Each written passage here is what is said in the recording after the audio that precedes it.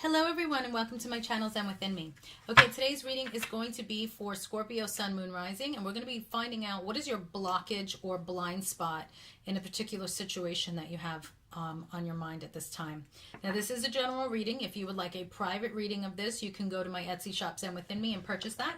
If you would like just a private reading in general, you can go to my website zenwithinme.com.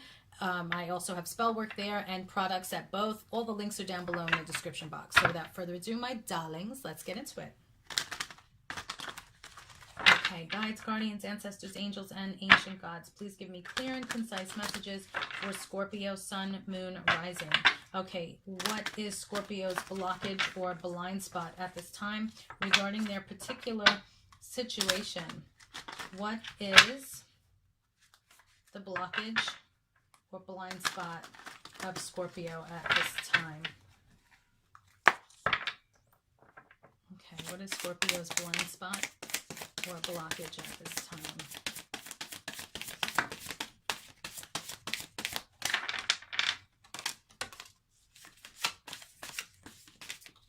Okay, I'm just going to leave it at those because I don't want to... If it was a private reading, I'd read all the cards that came out for you, but with a general reading, I'm not trying to have like a 2-hour long video with like 22 cards. Okay, so I'm just going to actually put these in number order so that I can go through the book and read you each page. It doesn't matter what order they come out in. It's a general reading, so don't worry about it. All good. Okay, so let's see. Starting with the first sigil. Pause the video if you'd like to study the sigil.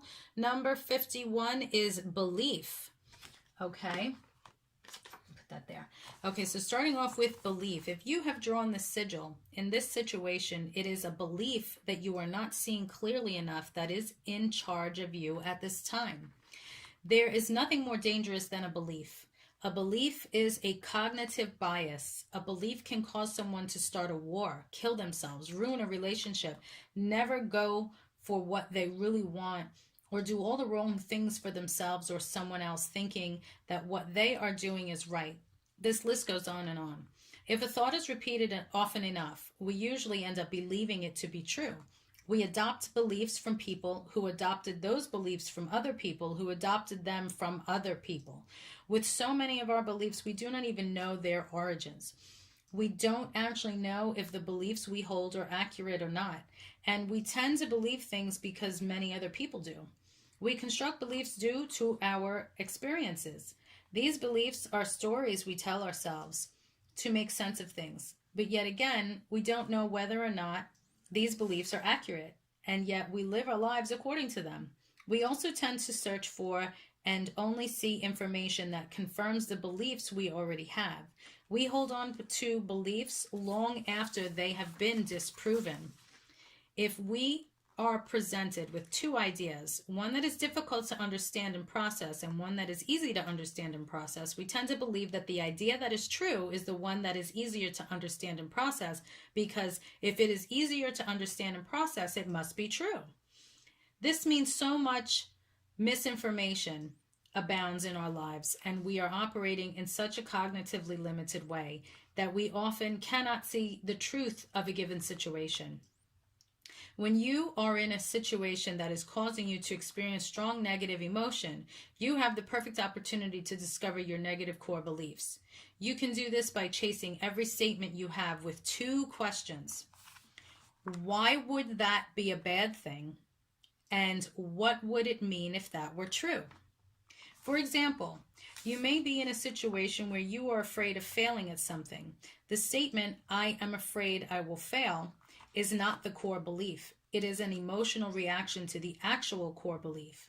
You can drill down and find that the core belief by asking, why would that failing be a bad thing? The answer may be, I will look stupid. You then ask yourself, why would that looking stupid be a bad thing? The answer may be, other people will think I'm stupid. Then ask yourself, why would that other people thinking I'm stupid be a bad thing? The answer may be, I will be rejected. Then ask, why would that being rejected mean to me if that were true? The answer may be, I will feel worthless and be alone. Then ask, why would that feeling worthless and being alone be a bad thing? The answer may be, I will never be happy if I am alone. Then link the first statement to the last to see the belief clearly that is currently at play. In this scenario, it would be, if I fail, I will never be happy because I will be alone. The negative core belief in this case is, I will never be happy if I am alone. And the link is, if I fail, I will never be happy because I will be alone. You have chased down the root of why you are afraid of failing. Often there is more than one layer to a core belief, and it is different for different people. So another person might have the same fear of failing, but they might hold a very different core belief behind it. When you find a core belief within yourself, the belief itself may often sound totally illogical to you. It may even seem ridiculous to your logical mind. It's good when you have this reaction to a core belief because it means that it will be easier to start to introduce thoughts that are the opposite of that belief. It's easier to talk oneself out of a belief that seems ridiculous than one that makes sense. But if you must realize that even though it seems ridiculous, it has been a belief of yours and it is rendered physical manifestations to match it. So it's a core belief that is affecting you greatly and preventing you from feeling good. Uncovering your core beliefs is a process that takes some time and practice. It's not easy to get past the surface layer of our thoughts, feelings, and reactions to find the beliefs that are beneath them, but it's a highly beneficial exercise. Once you identify your self-limiting core beliefs, you can look at them and decide what you would rather believe. You can work on changing them one by one. Before you begin to do this, I want to give you an analogy that will help you understand how beliefs work. I want you to imagine a table. The top of the table represents the belief itself. The legs of the table represent the evidence that you are using to support that belief. And then picture that there is super glue that secures the table legs to the floor, and that super glue represents the emotional payoff for keeping the belief. In order to replace that belief, you will have to do the following. Decide if the emotional payoff makes keeping the belief worth the harm that the belief causes. If you decide that the emotional payoff of keeping that core belief isn't worth it, and that you are ready to replace it with a different belief, that decision dissolves the old belief from sticking to you in the same way that you would dissolve superglue, which keeps the legs of the table stuck to the floor. Next, you have to knock the legs of that old belief out from under the table. You can do this by shooting holes in the evidence that you are using to support your old belief, and do it to such a degree that the evidence no longer holds true. When you have done this, the top of the table, which is the belief itself, will fall because it no longer has any legs to stand on. Now you get to decide on a new tabletop you like better. And you do this by picking a belief you would rather believe. Then you have to build new legs under the new belief to support the tabletop, meaning you have to go looking for new evidence to support your new belief. Finally, you have to add a super glue that will secure that new table to the floor by finding the emotional payoff for your new belief. You then start enjoying the fruits of your labor and the payoffs of your new belief. If you have drawn this sigil, one belief or more that you are holding is making it possible for you to see what is true. Unless you become aware of it, you will be acting on misinformation. You must identify, question, and potentially replace that belief. Now I'm going to go back to those two questions really quick. Why would that be a bad thing? And what would it mean if that were true? I want you to write those down. And if you resonate with this one, I really want you to practice using these two questions as often as you need to. If it's an everyday thing, great. The more you use it, then the more you're going to learn and grow about within yourself. Okay. All right. So the next sigil is number 64. Oh, I don't think I said this with the first one. So the number 51 might be relevant here. 51 or 6. Okay. And then here with 64, 10 or 1. You can pause the video if you want to study the sigil. Okay, so 64, the mask of altruism. If you have drawn this sigil, You're being asked to see that society has made self-focus and self-interest so bad and wrong that you can no longer see selfishness and self-interest in yourself. Instead, you have disguised it as altruism. We use the mask of altruism in many ways to disguise our own self-centered interests, helping or rescuing someone or something as a way of externally rescuing yourself. Donating to, starting, or helping out philanthropic efforts in order to see yourself as a good person and showing off how good you are. Sorry about that. Helping people in order to get appreciation. Having children and telling yourself that you can give them so much love when in fact you did it in order to be validated as a person by having a mini-me and getting their love. Sacrificing yourself as to get the esteem and self-concept of yourself as being good and right. Dedicating your life to the success of one of your children and convincing yourself it is for their good, when it is really because their success reflects well on you as a parent and person. Leading someone to see themselves as defective and bad so you can see yourself as good and healthy. Ooh, I knew someone in particular. Well, I knew a couple of girls that were like that growing up throughout my life in different stages. It was so awful. So awful. And then come in as a fixer of their problems so you can tell yourself that you are so good for your dedication to them despite how much of a problem they are. Doing something for someone in order to put them in debt to you, or use it as leverage so you can guilt them next time you ask them for something and they say no. That can be many more examples, but in all of them, the altruism being shown on the outside is a disguise for a self-centered motivation underneath. It can be very hard to see that you are doing this because we so often use altruism specifically in order to see ourselves as a good person. And recognizing that you have ulterior motives makes you feel like you are a really bad person. But if you have drawn the sigil, you are being called into graduated self-awareness. You're being asked to see that it is not evil to have self-centered interests. We all have individual wants and needs. When those self-centered interests become dangerous is when we aren't consciously aware of them and we begin to get them in indirect and disguised ways. If you are meeting your needs in this way, it is a guarantee that it will backfire on you somehow. Bad karma, yeah. This sigil wants to spare you from that pain.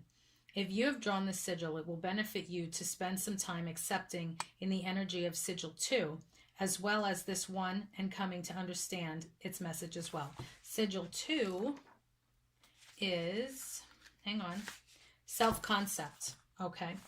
All right. So that's sigil 64. Okay. Moving on to the next sigil is 74. Okay. 74. Means to an end attitude. Okay. If you have drawn the sigil, you are doing something you hate in order to get something you need, want, or like. You are approaching things with a means to an end attitude. Though this makes sense, it is a contradiction and therefore makes it very hard to feel good about getting what you need, want, or like. And in many cases, makes it impossible to actually get what you need, want, or like. I want you to imagine a person in a company wanting to climb the corporate ladder. Chances are they will try to come up with a strategy to achieve the goal of getting what they want. That strategy is carried out with a means to an end attitude, doing things we don't like and don't want to do in order to get what we want. When we are approaching getting what we want in a way where the end justifies the means, what we do is bulldoze the parts of ourselves and don't want to and don't enjoy doing something. We play a zero-sum game with those parts within ourselves. Most of us will find ourselves in scenarios like this at some point. But imagine if every day of your life was lived this way, where the majority of the time you were doing something you didn't like and didn't want to do it in order to get something you wanted. Here are some examples of the things we do when we approach the world with this attitude. We volunteer to do something we hate just to get the praise we crave from someone. We work a job we hate in order to get money. We don't follow our dreams, but we stick close to home with one of our parents and live our lives the way they want us to live so we can get a sense of approval from them. We spend years in college studying something we don't even have a passion for so we can have credibility and accolades. We quit our job and become a stay-at-home parent so that we can see ourselves as a good person. Or the opposite. We want to be a stay-at-home mom, but we get a job instead so we can get societal esteem. We stay in a relationship that is abusive in order to get security. The question to ask yourself are these. What do I really want? What am I currently doing in order to get what I want? What are the ways that I am doing what I don't want to do in order to get what I do want? There's no way to have a happy life if you are living this way. People simply choose to settle in this way because they have been taught to believe that this is what everyone does and that there is no other option. It is a reality that some people are in more difficult positions than others in terms of getting out of this strategy. This is especially true if we learned when we were little that doing what we don't want to do was the correct strategy to use in order to get what we wanted. But difficult position aside, it must be understood that in order to have a happy life, everyone must strive to have a life where the strategy taken to getting what you want is different from doing something you don't like and don't want to do to get it. Another potential, if you have drawn the sigil, is that we are being warned that the means we are using to justify the ends may not actually justify the ends at all. We may, in fact, be hurting someone or ourselves in order to get what we need, want, and like. For example, if a dictator wants to take over another country, it is inevitable that many of his own countrymen will die. He has decided that the means, people dying, justify the ends, possessing a bigger empire. If this sigil has appeared, chances are that the means really do not justify the ends. If you have drawn the sigil, you are being called to change your strategy.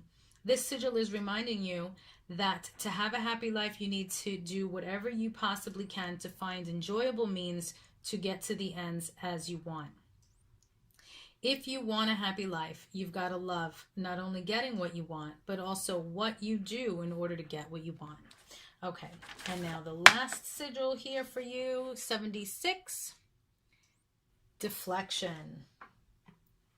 Okay, deflection. If you have drawn the sigil, you are currently using deflection as a tool to avoid self-awareness in a situation where you really do need to recognize something within yourself. To deflect something is to cause that things, to deflect something is to cause the thing to change direction by interposing something. This turns it off its straight course and into another direction, even back in the original direction it came from. Deflection is when something someone communicates to another causes that person to feel triggered.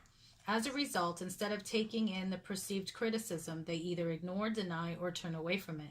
Or worse, they turn it back towards the person who communicated it in the first place. This is done to avoid painful memories, emotions, and thoughts, but it also prevents the person deflecting the comment from being self-aware. Deflection is different from projection, which is when a person cannot accept a quality or aspect of their own personality because it is compatible with their self-concept, so they project it out of their awareness and onto another person. It is the angry person recognizing anger in others, but thinking they are peaceful, for example. However, once people learn about projection, it can be taken further to become a common deflection technique. For example, in order to deflect something that someone tells you about yourself, which triggers you, simply tell them they are projecting. Deflection is a defense mechanism that is designed to preserve self-concept. It is a form of projection when it is used to deflect blame. Essentially, when the fault is with us, we project the blame and fault onto someone else. We feel we cannot take responsibility or blame for something and feel positive about ourselves at the same time. We are unwilling to feel guilt or shame. To give you some examples of deflection, a child may spill something and blame it on the cup. An abusive husband may blame his wife for provoking him by not having dinner ready on time despite what she promised. A person may say things to hurt someone and then defend themselves. Blame it on the person being too sensitive.